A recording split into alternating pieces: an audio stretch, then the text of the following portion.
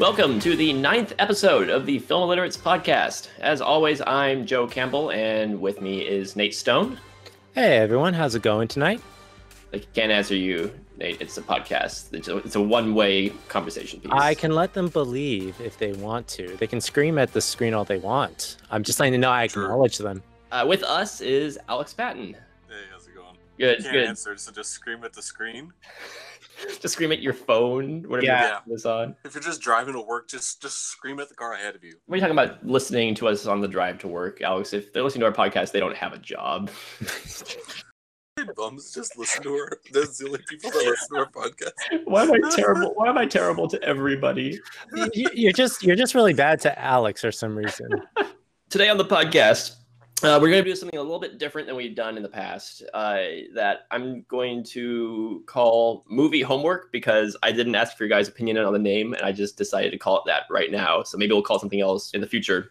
What this is every few episodes, one of us on the podcast is going to choose a movie that all the rest of us have to watch and review on the show. So it can be whatever that person, whose ever turn it is, they decide they want to watch. So it can be some obscure art house movie from the 60s. It could be some terrible piece of garbage exploitation movie, or it could just be, like some mainstream movie that we just haven't talked about before in the past. So this week, I decided to start us off, and I picked Michael Crichton's 1981 sci-fi thriller, Looker. And we'll be reviewing that as the main discussion in the second half of the podcast today. But to start us off, as we always do, we're going to talk about what we've watched individually on our own time. So, Nate, why don't you get us started? What have you been watching lately? Okay, well, these past few weeks since our last podcast, I didn't have a chance to watch a whole lot. I actually started reading again, so I'm kind of getting into this one book that is by this guy named John Darnielle. He's basically the lead singer of the Mountain Goats, but he's also a novelist as well. He tends to write a lot of mysteries that are set like in the Midwest. And I just have started recently reading this one that he just came out with called Universal Harvester. And honestly, I was not expecting too much from this. It was recommended to me. I picked it up, and I have to say this is so far a really good read. And I think the reason why I'm so fascinated by this is because the whole book starts in a VHS movie rental store. And that just takes me back because, Joe, I think you and I, we grew up with, things like Blockbuster, Hollywood Video, those rental places where you could actually go in, pick up a VHS, take it home. The premise of this whole mystery kind of starts off with that, where there's this kid at a movie store and he gets these tapes back that have this like recorded footage over it. And it looks like some kind of an occult, seance murder that is appearing on all these different tapes, and him and this other lady are trying to investigate and see what the mystery is behind on it. So far it's very interesting. It kind of reminded me a lot of when I was reading Ready Player One, and just that kind of geek culture, because it would dive into like the movies and a little bit of what the movies were on. I'm finding it a lot more enjoyable than Ready Player One. No offense to people who love Ready Player One, but I think the characters are much more empathetic and much more redeemable in this book than with Ready Player One. Yeah, actually, that's interesting what you mentioned about Ready Player One, because that was one of my biggest problems with the book. I haven't read Universal Harvester, but I have read Ready Player One, and I just can't stand the main character in the book. I think it was a big improvement in the movie, but this book sounds really interesting. I gotta check that out sometime. Yeah, I'll have to let you know or give you an update, like, where I'm at once I, finish with it. It started off really good. So I'm kind of hoping as I, continue reading, it'll be really enjoyable. But yeah. Awesome. Yeah, keep us updated. Will do. I also decided to check into some French New Wave this week as well. And the famous film by Jean-Luc Godard, Breathless. I'd seen bits and pieces before, some iconic scenes and what made the movie so fantastic. But this was the first time I sat down and watched it all the way through from beginning to end. And it's definitely an experience. There's not much story there. It's just really, this guy who steals cars and him wanting to take this girl to Italy, and nothing ever kind of gets resolved, and it's just a lot of like lingering and meandering around. But it's a very good example of Jean-Luc Godard as a filmmaker and a pioneer in the French New Wave filmmaking. He kind of shot it very, handheld, very kind of documentary style. There wasn't a whole lot of, lighting or setup. In fact, the black and white photography in here, it's gorgeous, but there's not a whole lot of preparation on, not a whole lot of like lighting setup that he used, and there's a little bit more of a naturalism to it. So overall, I mean, it's definitely, some people are not really into French New Wave, and some people would find this movie irritating just because there is no real story here. But I think it's interesting to watch, and I think a lot of, millennials kind of like look into this movie and, they want to get something out of it. So first time watching it all the way through, I enjoyed it, but this is a good one to start off if no one's heard about French New Wave or is thinking about getting into it. Yeah, I don't think I've ever watched a Jean-Luc Godard. Yeah. I'll definitely have to check him out. He's one of those ones I always see his name in the Criterion Collection. I think I Same. get caught up on that. Yeah. It's like I see his name everywhere and people mention it. I'm just like, I don't know what he does. So in a couple of weeks, I'm going to prep another podcast for us to do, just focus on a certain filmmaker. And I decided to watch this documentary on Orson Welles called Magician, directed and edited by Chuck Workman.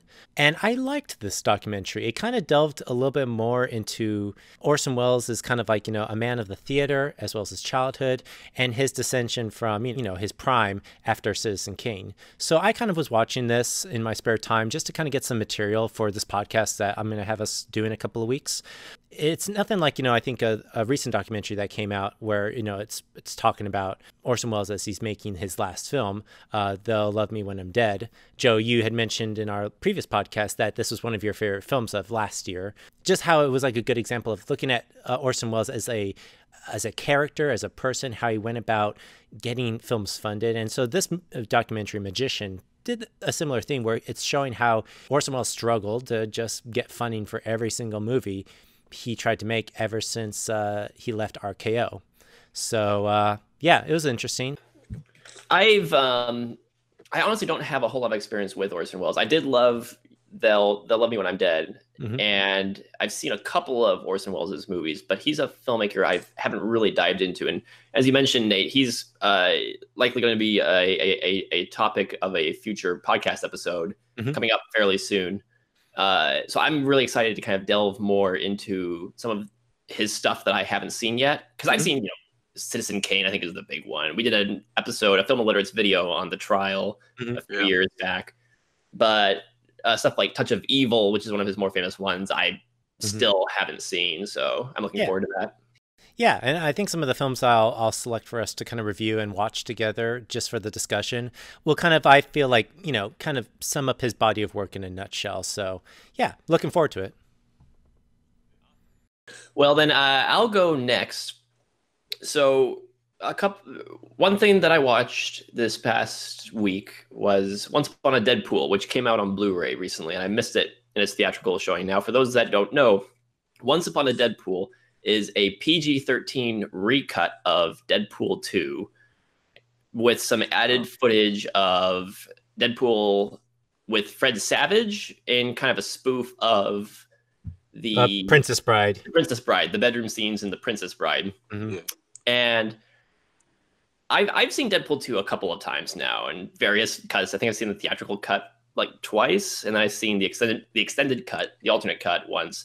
So this is So this is my fourth time watching Deadpool, and it was interesting seeing it, knowing where they cut a lot of kind of the raunchier jokes. They cut out all of the swearing, the R-rated swearing, cut it back.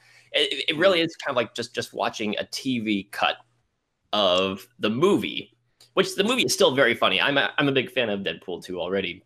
And the movie was still very funny, but it seemed clunky to me, just kind of knowing exactly where they cut what. And it was the edits seemed obvious, which made me think of two things. One was that, whenever you hear about movies that were originally shot to be R and then cut down to PG-13, it makes you wonder, well, what are we missing? Would this movie have flowed better if it had been an R-rated movie, the way it was shot and intended to be?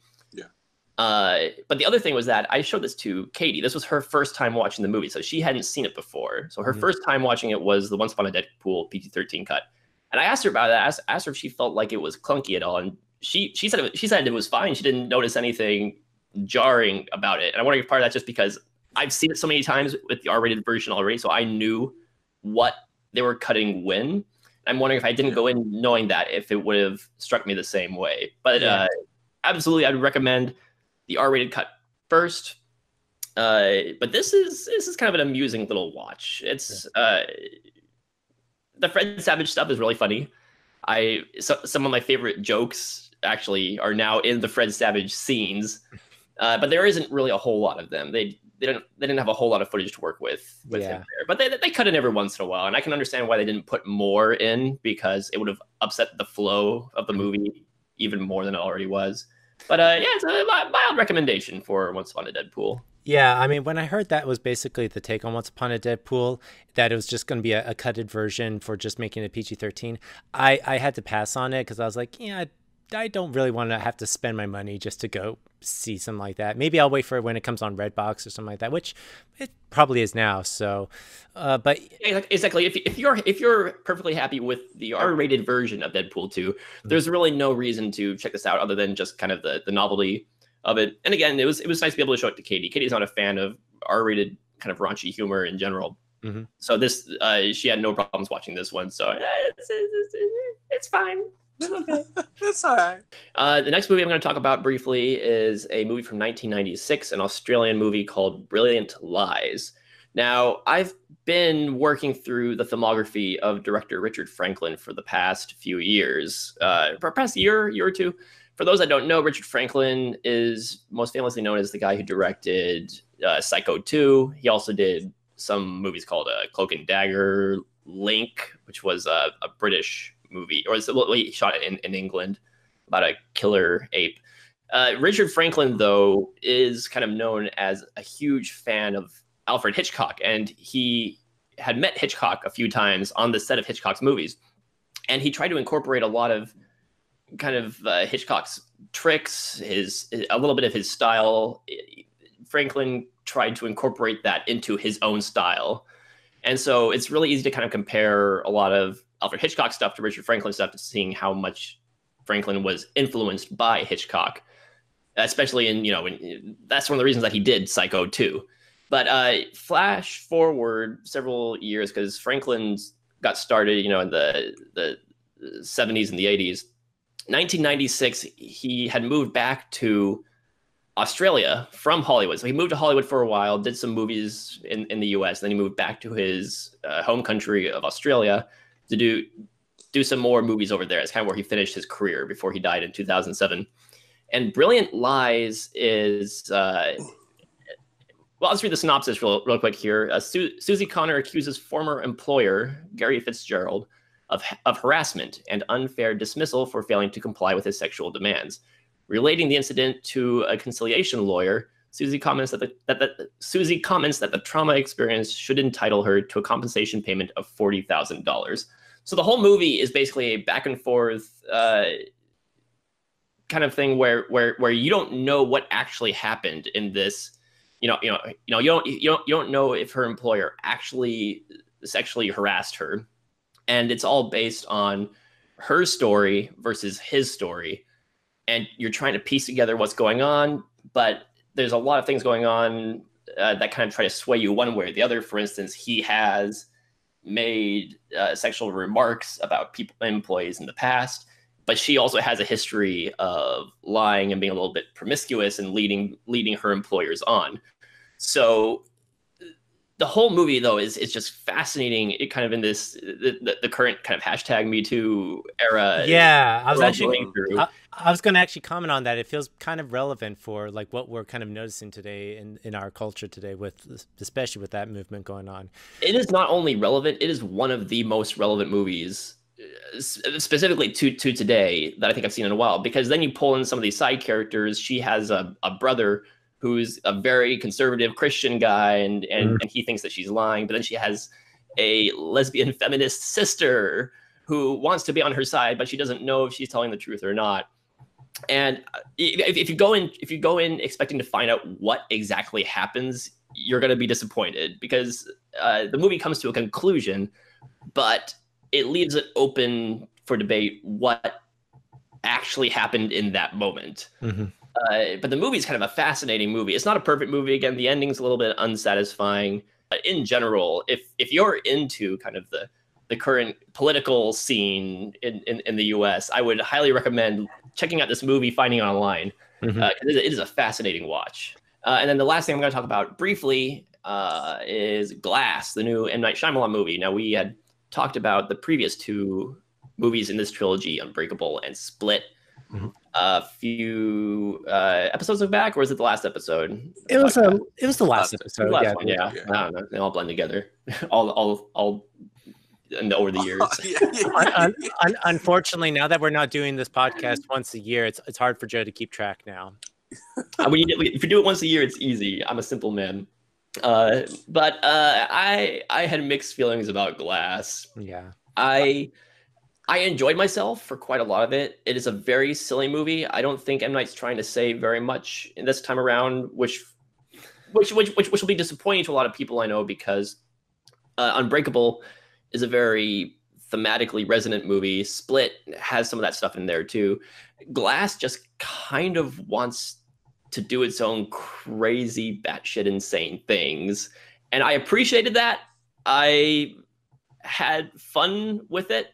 I enjoy that M. Night's leaning into his awkward dialogue for humor now, whereas before he didn't seem to be aware that his awkward dialogue was awkward. But I've heard a lot of people complaining a lot about the end of this movie, and I'm not going to spoil it, but I'm not sure how much of a problem I had with it. I might not. I'm still trying to work through my overall feelings towards this movie. But if someone says that they hated the ending, I can't really say that's a wrong opinion, because I get what the problem with it is. I just don't know how much it bothered me. So mildly positive on it. I need to check it out again, but yeah, I've kind of been leaning a little bit more negatively in the time since I've seen it. Anyway, Alex, what have you been up to lately? As far as what I've watched, I finished watching Goblin Slayer, the anime series, which was fine. The ending was okay. I actually, the ending wasn't really like spectacular and great, but I honestly kind of like it for that. I feel like the ending, without kind of spoiling it, ends with a kind of a larger battle. But what I like about it is that it doesn't go like all out for it. It's not this huge, massive, world-ending battle that takes place with like massive army. It's just it's a battle. But what I like about it is it doesn't go all out. I feel like a lot of anime series in their first season will, for lack of a better term, will blow their load a little bit too quickly, and that they'll just go insane. Just so much stuff, and you're going to be wondering, like, next season, how they're going to top this, what they're going to do to make it bigger and better. And this is kind of nice that it kind of just leaves it in a good place for it the next season to jump off to and continue building on what was already done without having to really strive too hard to outdo the first season. I'm glad we're getting a second season, because I do want to see it get bigger in terms of like scope and whatnot. So it was good. And I kind of think it's interesting because, I'm kind of familiar with anime too. And you're right. I do see that happen quite a bit with a lot of shows, is they'll basically put all their eggs in the basket. And you're right. It feels very congested. It feels like there's a lot of happening to just kind of like, let it all soak in. And what you're saying is Goblin Slayer is doing the opposite, where, it might have been slow. It might have been taking its time, but it sets up its story. It leaves enough room for, seasons to follow after it. Exactly. Goblin Slayer already tells you it's going to have a second season at the end of the series. So it seemed like it was already ensured. It knew what trajectory it was going to be on. That way it didn't have to pack the first season with too much stuff going on. It didn't become cluttered, which was nice. Alex, have you seen One Punch Man? Yeah. Because that's I've seen the first season of One Punch Man, and I fucking loved it. But that's one thing I was kind of worried about, is that it went so big in the first season. I'm worried about where they can go from there. On the other hand, I feel like going smaller might actually benefit the character more going forward. But yeah, that's interesting. That seems to be a recurring thing in animes. Yeah, I agree with you on One Punch Man too. That'd be cool to see it go a little bit smaller, because it went huge. went absolutely massive in the first I don't know how season. much bigger you can And then- go. To be honest, Saddam is a great character and all. It's fun to watch, but he's pretty one-dimensional. Yeah, So no, yeah. I would like it'd be cool in season 2 for him to get a little bit more depth. Yeah, going smaller could definitely help that and be more of a more character driven rather than action. So in the first season. You have anything else for us, Alex? Yeah. Like Nate, actually, I started doing a little bit of reading. I finally started. I got the Grimoire lore book for Destiny, Volume 1. So I started reading through that. And that's. I've always been really interested in the lore of Destiny. I've never had a very clear, concise way of reading everything. That's a big problem that's been in the game for a good long while. It's kind of gotten a little bit more fixed with the DLC back in September with the introduction of in-game lore books. But this is a nice like physical copy of a lot of the lore from Destiny 1, the 3 years of that game. Like I said, I've always been interested in the lore of Destiny, and so getting to read through a lot of the backstory that's referenced but never explicitly spoken about outside of having to dig into it, it's really cool to be able to just sit back and just flip through pages and just read it all in one place. Gives the game just way more depth, honestly. Even with this volume 1 being focused on Destiny 1, it's there's stuff that still does pertain to Destiny 2 and the latest expansions in that.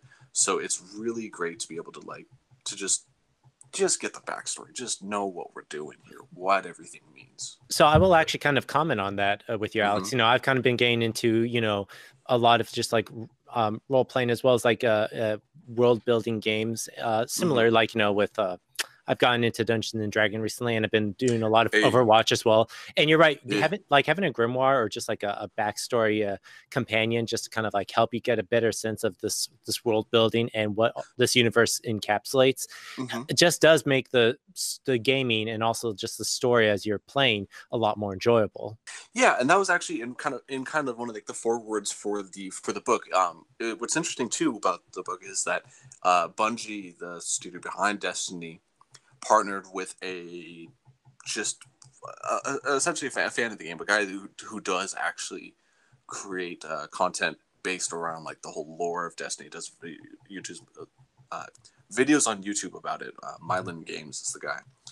They actually worked with him to create it, and that was kind of something he mentioned in the foreword. Is like, after first playing the game, it was all just around. It was just his focus was just getting the loot, getting the best exotics and whatnot, and then after he'd shot everything, after he'd done everything, he started to think, why am I doing this? And so he started reading into everything, reading into flavor text on the guns, random things, bits here and there. And it gave it, like kind of, or what I'm saying. And it gave it more depth, and it made him appreciate kind of every different thing that he was doing in the game, because every different thing suddenly had way more meaning.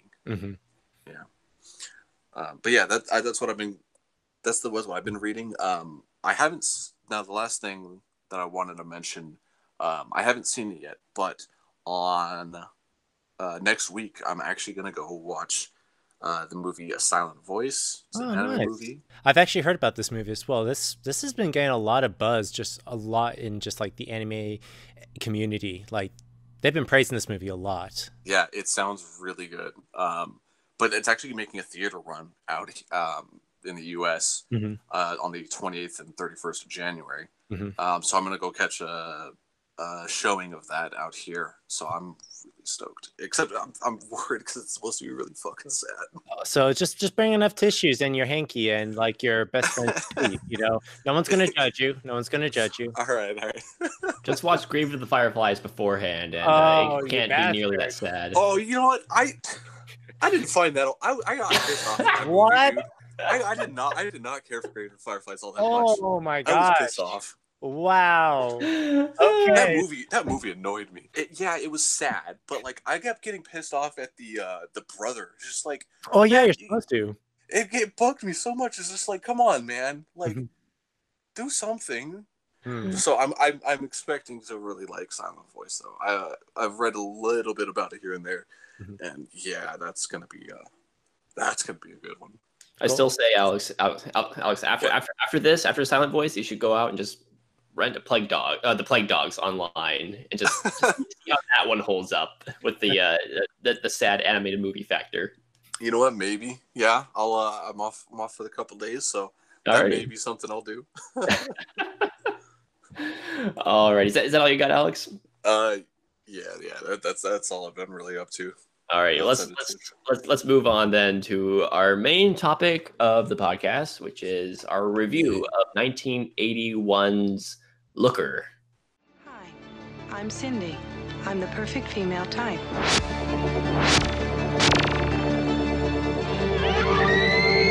Hi, I'm Cindy. I'm the perfect female type. You don't know what's going on. This is more than commercials. They're killing all the girls that are perfect. I did surgery on several girls a few months back. There have been some suicides. What have you got me mixed up in? I have a right to know if somebody's trying to kill me.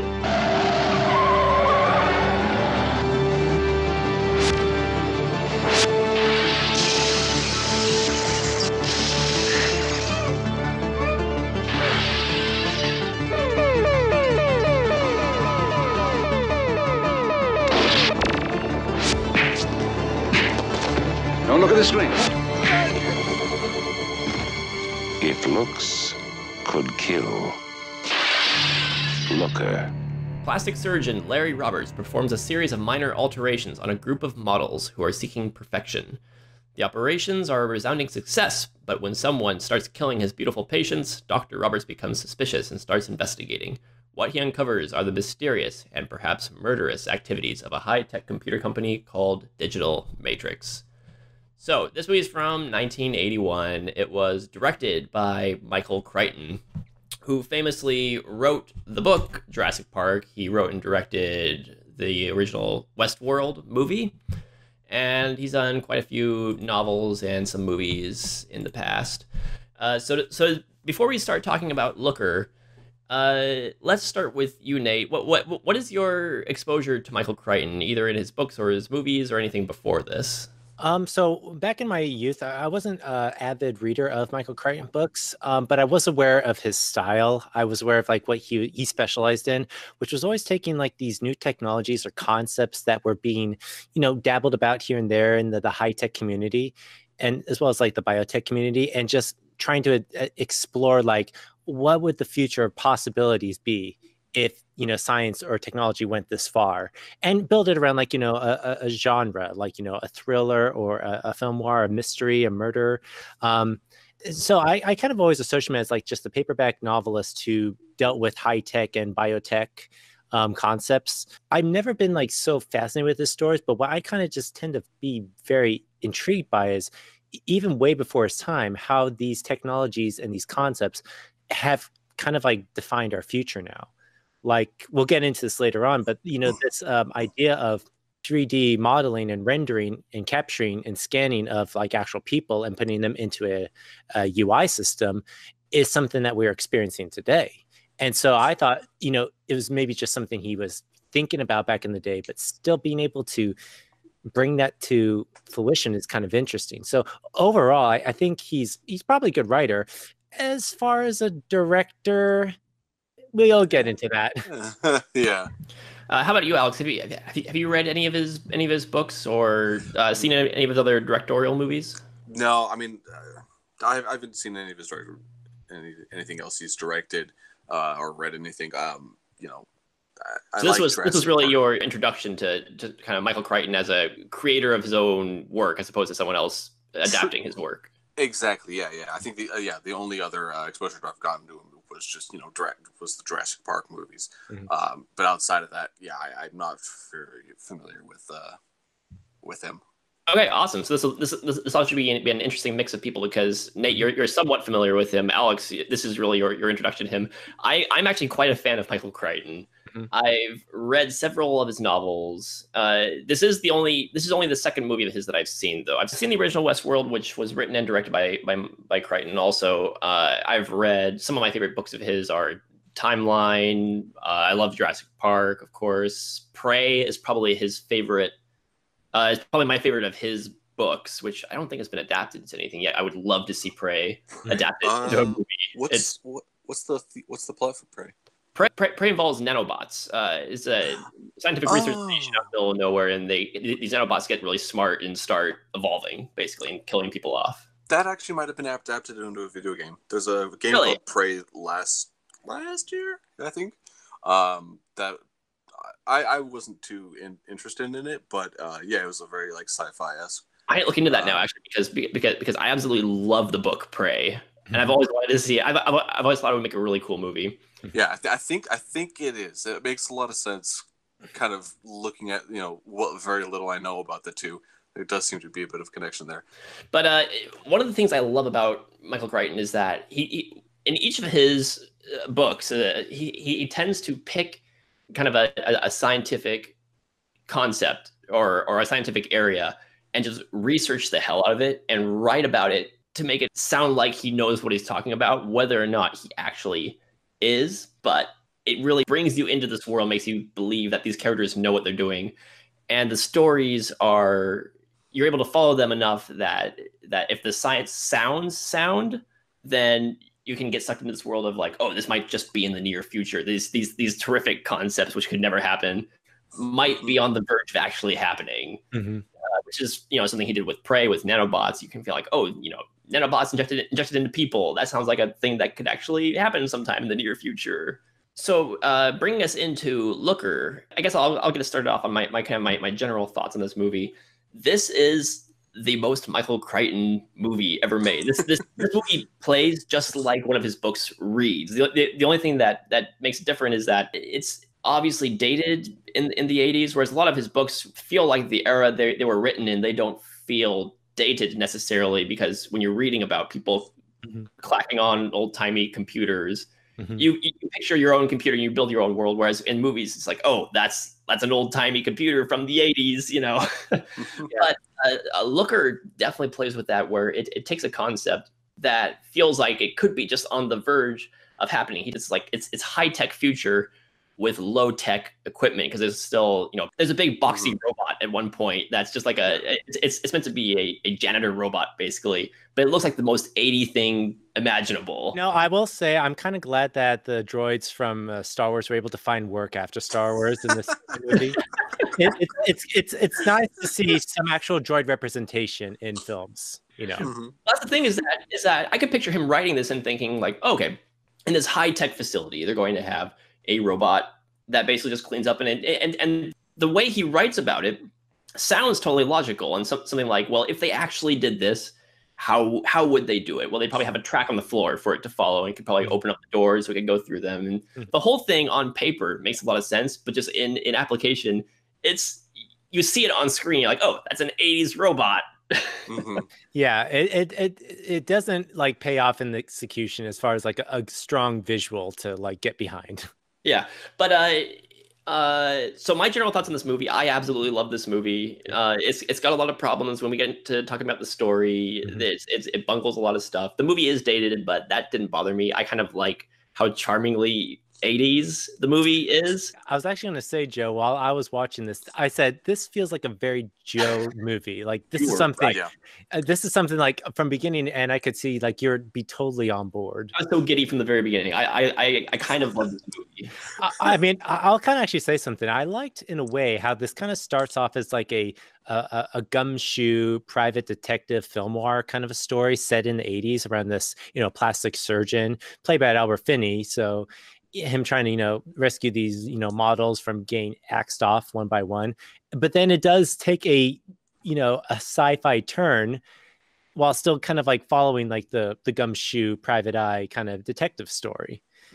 And that's one thing I felt that was intriguing. Like I didn't know exactly how far this was going to go with the concept, but you're right. I felt like it was very dated. And I will say this, Michael Crichton is a very fascinating guy when he's writing ideas. As far as directing, I think it shows that directing is not his strongest hat. Like, because I'm looking at Albert Finney's performances, he feels so contrived on screen. Is it bad that I didn't recognize Albert Finney at first? Because I only picture him as being from The Bourne Ultimatum. Yeah, that's right.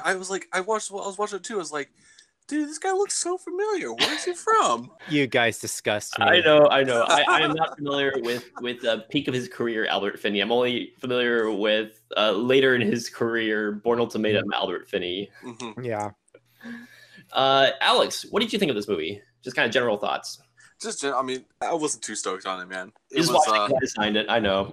Yeah, kind of like what we're talking about. It is very dated, and I have a hard time kind of getting into movies and just stuff that's really dated, like this is. I was not really a fan of the plot. It was interesting at first. When it set up the intrigue of ooh, what's actually happening, and then it just kind of started going. And it's just all right, this is really lost my attention. It's maybe not so much my attention in that the plot does move along at a quick pace, but nothing really happened that drew me in. I will kind of admit, actually, there were some sequences that I found entertaining, at least. It's especially what he's playing around with these concepts of there's a looker gun, and it's basically when you shine in someone's eyes, they lose track of time. There's a couple of sequences with Albert Finney where that's happening to him, and the whole passage of time and him realizing he wasted 5 hours and not knowing it was actually quite ingenious. And there's an action sequence which I was cracking up at because I was thinking, Joe, I could see you just enjoying this frame to frame, but it is just unbelievably silly. And here's the thing with Michael Crichton. I don't know if he kind of was aware of how hokey this idea was, because he was shooting it very, as he was very self-aware of yeah, this is supposed to be kind of funny and not be taken seriously. So I guess that was another problem with the movie is should I be taking this seriously? Should I be taking this as just entertainment? Well, I think he was having a lot of fun with it, partially because, for instance, in that car chase scene, which, yes, I love the car chase scene where they're shooting, the light time gun at each other. They're trying to shield their eyes while trying to drive and shoot their light guns at the same time, and it is so gloriously silly. But the reason I think that Crichton kind of knew the whole thing was kind of hokey and he's just having fun with it was when that scene ends with one of the cars crashing into a fountain, and the musical cue is just one of these upbeat 80s music kind of cues with the water falling everywhere. It kind of reminded me of something like Guardians of the Galaxy, which would use 80s musical cues for comedic effect frequently. And this movie did that a couple of times where I thought, all right, we're just here to have a good time. Yeah. And I kind of feel like Crichton was very aware that, that was how he was going to keep people engaged. I just feel for what he's exploring, it's something that maybe he could have taken a little bit seriously, and yet he kind of was, I don't know, you throw these little gags and these little sequences in there, and you kind of have to remind yourself, I guess it's supposed to be just 80s fun right now, so let's just enjoy it. Yeah, I assure you there's nothing to worry about. Yeah. Does it hurt? It's completely painless. And I get paid $200,000 a year? That's the standard modeling fee, yes. And I don't have to do anything? Not once the model is made. After that, the computer does everything. It seems like an awful lot of money for doing nothing. Well, it's because of who you are. Who am I? You are perfect in your category. Yeah? Yeah. I'll leave you here, and you go right there. The movie story-wise had some issues. I enjoyed it a lot, but you never get an explanation for the murders, even though you find out a lot of stuff going on. They never explain why the murders were happening. Yeah, why? There's a point where they're talking to one of them, and they're talking about how, you're gonna get. They're talking to one of the models. This isn't really spoilers, but they're talking to one of the models, and they're like, you're gonna get $200,000 a year from doing this. And so my only thought was maybe they're just trying to cut back on costs, but if this is a huge company that has presumably millions of dollars, what's that really going to cost them? But Joe, you actually were able to do some investigation, and you found actually a deleted scene where James Coburn is able to come in and explain, the whole reason why Digital Matrix has been, doing all these murders. Well, yeah, that's the thing. Actually, is that apparently it was kept in the TV cut of the movie, and I think they cut it because it was this whole extended sequence. They do briefly explain the murders in that scene, but it was a cut scene from the movie. Mm-hmm. And the only thing I can think of is that they just cut it for pacing reasons. But if you go back and think about the movie, it really, they start wondering, like, wait, what happened there? I don't know. I guess for me, I kind of caught on pretty quickly why Digital Matrix was basically doing these murders. It kind of made sense to me, and maybe I for me as a film connoisseur, I didn't need an explanation or a scene to explain that. I think that's kind of something left to, you, the audience. You're smart enough to figure it out. But I don't know, like, I guess with you guys, it didn't come across too strongly of why these murders were happening. So, maybe we're not smart enough. No, I'm not trying to say that. I mean, we are film illiterates after all. So, but I don't know. I kind of feel like it was evident to me why a big corporation doing all these kinds of shady scannings would kind of axe off the models that they got these measurements and this information from. It's like they don't want to share it with anyone else, so protect your assets. Let's go into a little bit about that technology, because like we mentioned at the beginning, Michael Crichton's known for making kind of future technologies that feel like they're on the verge of they could happen now, because a lot of his books and his ideas are based on modern science and just kind of taking that a step further. So for instance, they talking about cloning. Well, what about if you clone dinosaurs from the DNA, Yeah. And this movie is one of the most prophetical things I think he's done in making it about, because part of the movie involves scanning actresses and making a digital copy of them in a computer and inserting them into physical spaces. So you can make in the movie, it's a commercial company that they're trying to make commercials with digital versions of actors that they can manipulate and make them do whatever they want. And I'm watching this, I'm like, this is science fiction right now. We're doing this today. Yeah, that's actually the thought that was the thought that occurred to me while I was watching this. I'm like, this is happening today with like mocap and 3D rendering and just scanning like actors for 3D gaming. And even just like repurposing those same assets for like other games in the future. It's something I was like, wow, almost like 20 years before its time, Crichton was kind of aware that this is where we were going. And I guess like back then it was a little bit more far-fetched, but now it's kind of, we've caught up now. And you're right, Joe. I think that's something fascinating I've always found about Michael Crichton with his ideas and concepts is even at the time when he was exploring or doing his research, it may not have been feasible at the time, but he was thinking of like years down the road, this could happen, and it has happened. And he throws it into a kind of a little thriller story. He takes soon to be future technologies and just puts them into an entertaining story for today. Think about Rogue One, where they took like a living, breathing person past and recreated them for an acting role. I know. It's insane. Yeah. It's just what he was talking about in this movie. But even more so, I think one thing I found very fascinating about this is actually this research facility, Digital Matrix, how they went about actually observing people's focus and attention for just things like, advertisements and, how the eye is trained to look at certain things when, we want them to look at the product. He was very aware of that, and just this whole, like, what the looker scanning light is trying to do to audiences to keep them engaged and focused and to almost brainwash them. It's really kind of like, even today, advertising agencies and studios and companies are trying to find more intricate and even deceptive ways to manipulate the audience to pay attention to the advertisement in any way possible. And even then he was aware that this is what companies are doing. This is the stuff that they collect data on. And I was like, oh my gosh, he's way ahead of his time. This is where we're at today. Yeah. Yes.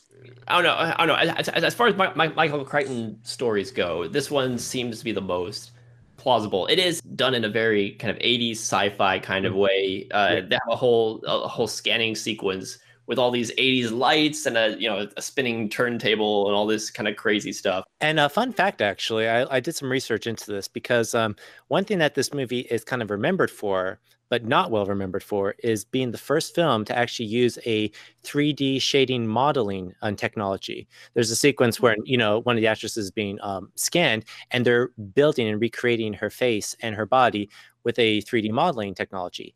And this was the first movie that would have been credited to have that if Tron didn't come out that same year. Huh. All right. So Tron actually stole the thunder that this movie could have, used for its, marketing. But it goes to show you, if you're not Disney, you don't have a fighting chance. Now we'll see what you were looking at. The spot shows your point of visual fixation. You were looking at the body of the model and not at the product. I like to bathe in suit. Evidently, but that's exactly what we don't want. At $1 million a minute, we want you to be looking at what we're selling. Now here the computer is taking into account your specific responses and making you look at the product. It's very precise, down to the millimeter. Down to the millimeter? That's why you wanted plastic surgery. Yes. We intended to create a group of actors with the exact specifications for visual impact, but it didn't work. This is Lisa before surgery, scoring 92.7. After surgery, she scores 99.4, which is the video scan registration limit. So she's perfect. But when she starts to move, her score drops back to 92.9. That was our problem. The girls couldn't maintain their scores. I mean, they looked perfect, but they weren't really perfect. So we had to take another approach entirely. Let's talk a little bit about the content in this movie, because when the movie was first released, they're getting it released. It was going to get an R rating, but they were able to get a PG before it actually came out. Now, there's very little offensive content in the actual movie. I think there might be a little bit of language, but there's no. I don't remember there being any F-bombs or anything like that. The only thing is that there's a little bit of nudity in it. Yeah, it just opens right up with it. I was surprised. I was like, whoa. Yeah, but there isn't a lot of nudity. There's really only kind of two notable scenes. Yeah. Of it. And even then, it just happens so quickly. I'm going to kind of, in the movie's defense, I'm going to actually say, I don't know if this actually counts as like explicit nudity, because it just really happens, and it's not really showing it in any kind of a sexualized or any kind of a offensive way. It's just, one of the scenes is basically them taking just, full frame shots of the actress. And then there's the other sequence when they're actually scanning one of the actresses in the chamber for the modeling. But I didn't find any of those scenes to be, offensive, or I felt like, I shouldn't be watching this. In fact, actually, I was going to say that scanning sequence, I thought it was a piece of art. And the way it was playing, Vivaldi music and having her spinning with like, the X's and just the way it was lit and shot. I was like, oh, this is kind of reinforcing the idea that the human body is a work of art and not a exploitive, subject.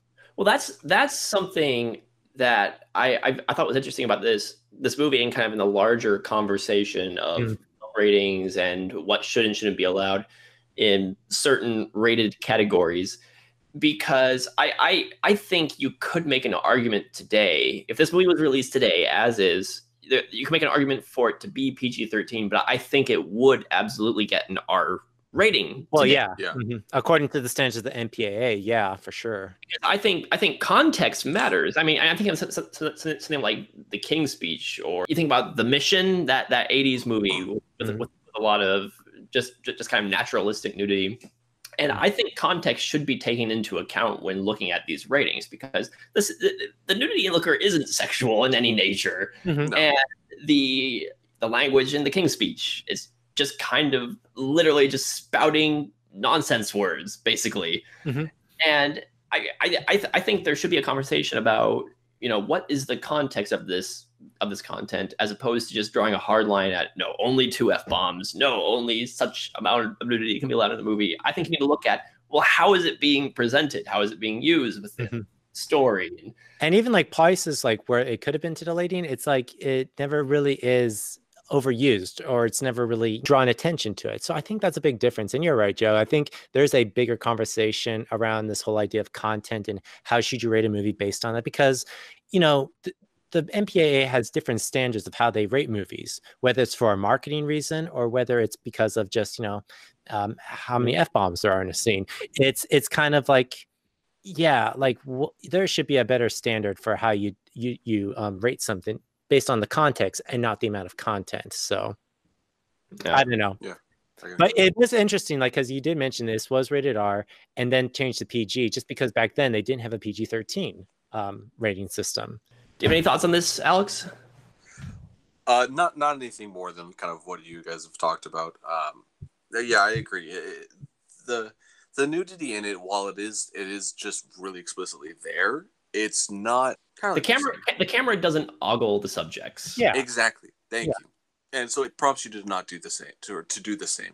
It's just it's there really well within context. Each of the two scenes, it's not like it's just like, oh hey, here's nudity. And I think in a movie like this, it would be really easy to find excuses to throw more nudity in there than necessary. And I don't think they did that. Yeah. Honestly, after the first kind of opening scene where we do see a bit of nudity, I thought there was going to be a good bit more, and there really isn't. It could have led into it at points, but it never did. Yeah, I think if anything, this is a good example of a story that it could have used that to its advantage of, being a lot more exploitive, a lot more just graphic with that content. But Crichton, that was not his intention of telling the story. His intention was to really keep the audience engaged with this murder mystery, with this idea of playing around with this technology. And like, well, what if these guys had looker guns? How would that kind of gunfight go down in a car chase or in a room? And I think you watch more of that and you kind of forget, oh yeah, a few scenes ago we saw breasts. Oh, okay, move on. I feel like that's probably showing a little bit more of just the mastery of maybe Michael Crichton, where he doesn't need to use that to get people's attention. Maybe he does a better job of just writing the story, writing this concept, and fully executing on that.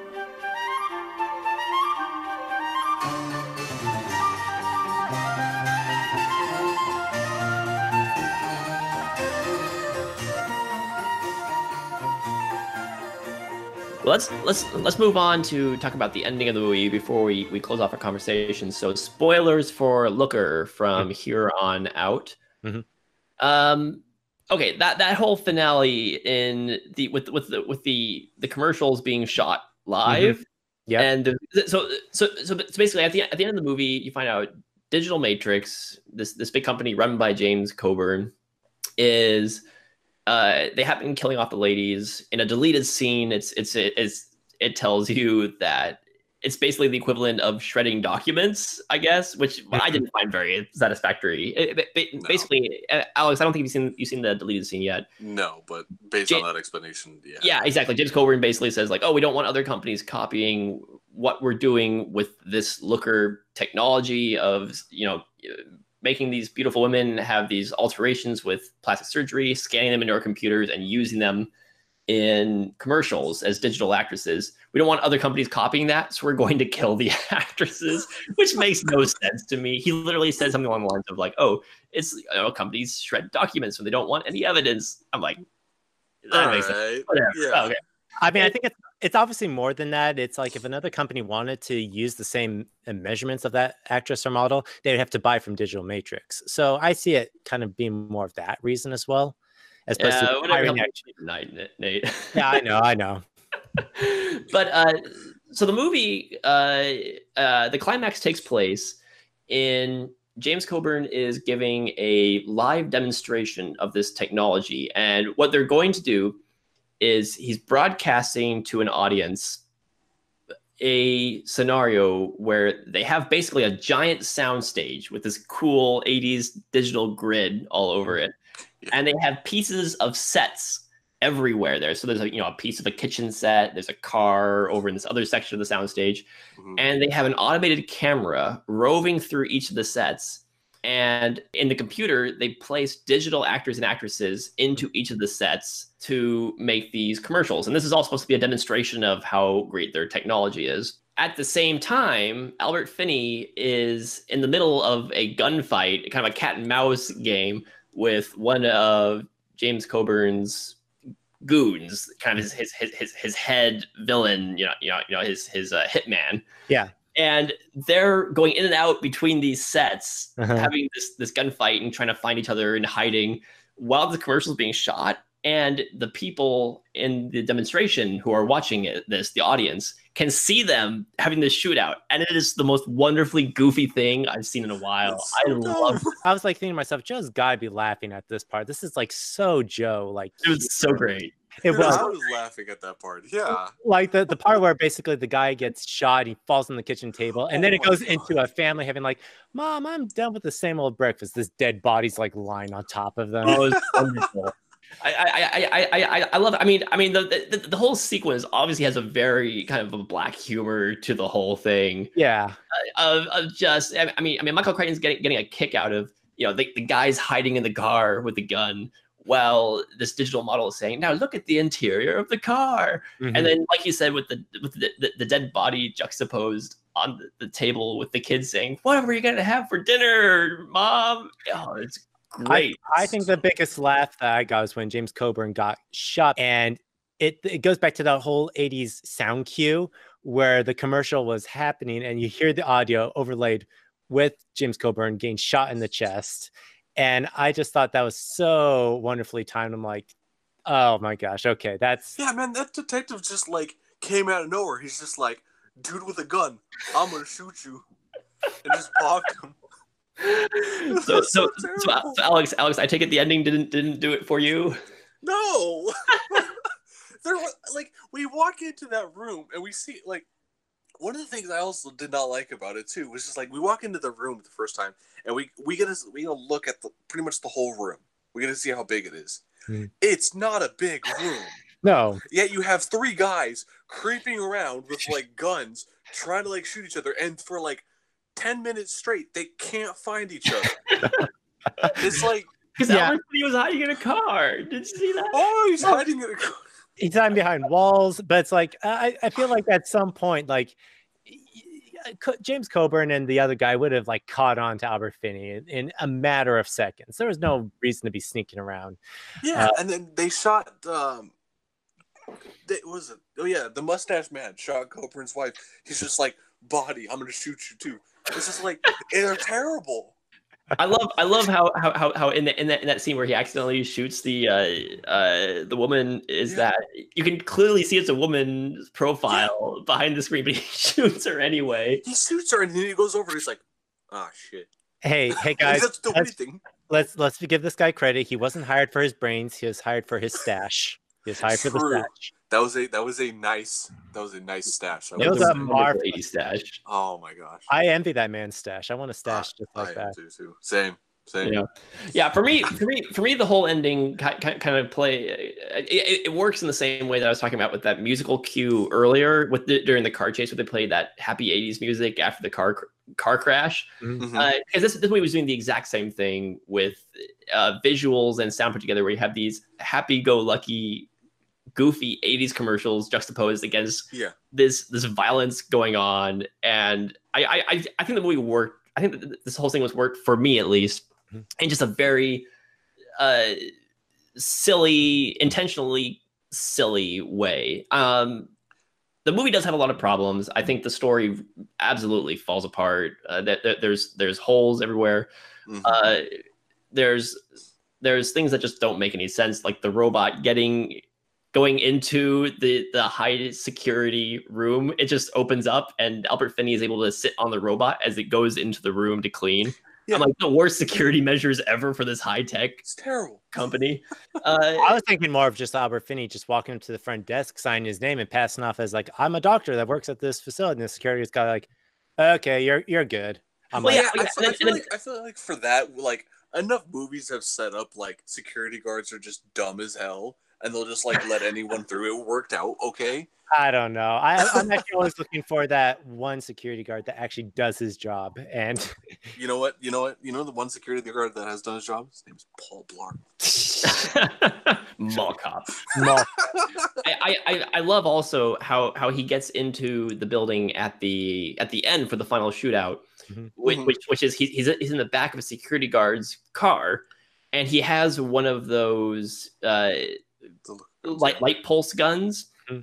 And they skip a scene where basically you see him look down at the gun. He realizes that the people driving the car, the bad guys driving him to James Coburn, don't realize that he has the gun back there or realize what the gun does.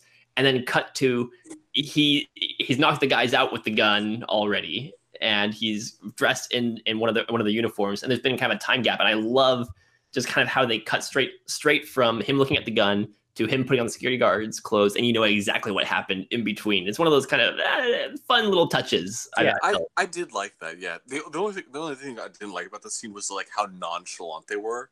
They're just like, oh yeah, you've been sleeping back there the whole time. Yeah, right, we're going to the wherever. And I did like the end part of that scene though, where it set it up really well. And I will say, you're right, Nate. Michael Crichton doesn't have very much visual flair. I think his strength is in writing and concepts. The movie, so the story has a lot of gaps. The story doesn't make a whole lot of sense, but I love the sci-fi concept. I love the tone of the movie. I think all the actors are doing fine. They're not doing anything amazing here, but Albert Finney he showed up and he didn't phone it in completely. He was there and did his job. And the movie doesn't have very much. It's not visually interesting to look at, but the stuff I'm looking at and the concepts at play are what hooked me in. I think it's why ultimately I enjoyed just kind of the over-the-top fun tone this movie had with it in general. Yeah.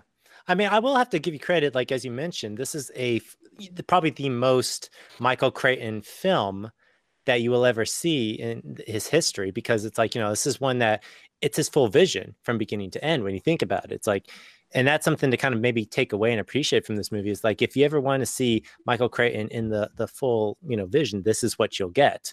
And so that's kind of an interesting thing to watch. He may not have the strengths or the chops as a good like director writer, but it's there to kind of say like, hey, if anyone is not familiar with Michael Crichton or what he's really good at, this is a good example of it. Just, how he, explores these concepts and has fun with it in execution. And I think that's something I kind of took away from this is I don't think Michael Crichton's trying to create a big serious work of saying like, beware the dangers of technology and scanning and, brainwashing people. He's like, no, let's see how much fun we can have with this. Although I will not deny there was one scene actually in this movie that I kind of feel like was probably the most profound and kind of most dramatic scene. And it's actually the scene where the actress, fearing that she's going to get axed, goes to her parents' house, and they're both distracted with like this program show, and they're not even paying attention to her. Well, and she just wants to ask them like, hey, I'm in danger. And I'm like, oh, maybe that's what this whole movie was about, is really to address that. But, aside from that, like, the movie it's enjoyable. Like if you want like a good, fun sci-fi gumshoe detective story, this lives up to it. Yeah. As much as I've been kind of ragging on it, I did laugh at a good few bits, mostly kind of just making fun of it, but it's honestly not as bad as it could have been. It could have been terrible. It could have been really boring, but like, it was just like weird enough and odd enough that it did kind of keep me just going through it, just wondering what in the world are they going to do next. So yeah, it's fine. I'm not interested in watching it again, but I don't regret it. Actually, I really don't regret it. So overall, what we can say is, Joe, we thought this was a fun movie, but keep your Michael Crichton to yourself. Wow. Respect, man. Respect the master of science fiction. You do read his books if we want more. Exactly. We're not going to watch his movies. All right, so just finally getting down to it. Nate, would you recommend Looker? I mean, if you want like a fun like Michael Crichton story with some, enjoyable 80s sequences, I'd say this is a good one to watch. I think what's kind of just fascinating is like looking at this as like a dated piece of, thriller sci-fi that in a way it's coming to fruition now today. And so just seeing how Michael Crichton was like ahead of his time, even though the execution of it could have been better, it's definitely something to kind of admire and say like, hey, he was already thinking of this way before the industry was on top of it. I'm curious on a 1 to 5 star ranking. Where would you place this? I would probably say 5. What? What? But the perfect movie? I mean, it's a perfect Michael Crichton movie. I'm not saying it is the perfect movie. You don't know what you're talking about. In general. I love this movie. I wouldn't put that in a 5. Only because, like I said, like I really had to kind of like not be so critically engaged as I am in most movies. And so I had to take a lot of adjustment for that and realize this is not something to be taken serious. This is a fun movie. We've learned something today. We've learned that Nate doesn't know how star ratings work. No, I don't. All right. I'm going to go next. I would absolutely recommend this movie. I'm going to put it at 4 stars because I'm not a lunatic. It's a great movie. I had absolutely a blast. It's kind of a hokey 80s science fiction movie it's got an interesting little concept behind it. And it's got a sense of humor about itself. And it's well made in this way. It's not perfect by any means, but it's a great little movie. So I'm gonna put it at 4 stars. Okay, I'm gonna actually say don't go any higher. I'm not gonna go any higher. What I was gonna say is I always go by 10 stars for when I rate movies, so I don't go by the stupid 5-star system. So screw you, Joe. Oh, is that what you were doing? You were going by 10 stars. Yeah, I go by my own standards, not your standards. Well, okay. So out of 10 stars, you would give it. You would give it like that would be a 3. Yeah, pretty much like a 3, I guess. If you look at the 5-star system, okay. If you shrink it. To that. Okay, on a 5-star system, I'm talking about like on Letterboxd, 5-star system. So you would give it a 3. Yeah, I'd say. 3. Okay, that makes more sense. Right. I'm glad we cleared that up. Yeah. Okay. Yeah. Alex, I'm giving it a 2, man. All right. I don't know what you all are on, man. Alex did not have fun. You can go. You can go ahead and recommend your highfalutin anime when it's your turn. Yes, I will do that. Thank you. I laughed at some parts of the movie, but overall, like, there's too many plot holes. The story's not really that like the kind of like point behind the story is interesting, but the way it goes about it is not that really not that interesting. Like I said, a lot of plot holes where it's left unanswered unless you go and watch like the deleted scenes. That clears it up. Necessary viewing. Exactly. Yeah. So it was not good. Alrighty, fair enough. I think that'll wrap us up here for our episode of Film Illiterates. I'm gonna go ahead and say for the next time we do one of these movies, I guess we'll assign Alex. I'll give you a chance to redeem yourself and choose something that you enjoy for once. We're all gonna watch Sallow. What have I done? You've unleashed the beast, man. So we'll give Alex a few weeks before we have another movie assignment episode. Next time, I guess we're going to talk about Orson Welles for our next episode. Is that right, Nate? Yeah, we're going to just give everyone like a bit of a forecast. We're going to be doing what I'm calling a spotlight session, where we're going to look at a certain filmmaker, his body of work, and kind of analyze 3 films of a choice of how these films kind of relate to this person's career. And we will be looking at Orson Welles. I'll send out like the films that you guys can watch if you have time. And when we get around to it, we'll kind of I'll lead the discussion, but we'll kind of talk about Orson Welles for those of you who are not familiar with Orson Welles. And I promise, Joe, that after we do this, I cannot talk about Orson Welles for the next 2 years. For those who don't know, Nate has been trying to get us to talk about Orson Welles on Film Illiterates in any capacity for quite a while. So for quite some time. This is going to be your chance, Nate. We did the trial, yeah. But I feel like that's not doing justice. There's better works out there. I want you to guys get a full dose of Orson Welles because there's enough of him to go around. Oh, there is a lot of Orson Welles to go around. That's for sure. So much Orson Welles. I seen him in that Muppet movie. So stay tuned for that. Whenever we're back, we'll be back with next episode of Film Illiterates podcast. We'll be talking about the legacy and some of the films of Orson Welles. Nate and Alex, thanks for joining us. Nate, where can we find you online? I mean, I'm always here on Film Illiterates doing these wonderful podcasts with you, Joe, but you can also find me on Facebook, on Instagram at Nathan Stone Films. And yeah. Awesome. Alex? I'm on Rate Your Music if you want to check out what I'm listening to at Half Scrim, HALFSCRIM. I'm also on my anime list as well. I don't really update that as much, but over there. And then I plugged my Twitter last time, but there's almost kind of no point to. If you want to, it's Alex D. I don't use. I mean, I read Twitter all the time, but like I don't tweet anything. But it's Alex D. Patton if you're really interested. And there you go. And there you also, of course, you know, I'm here on Film Illiterates. You can plug whatever the hell you want. I don't care. You don't have to plug anything. All right.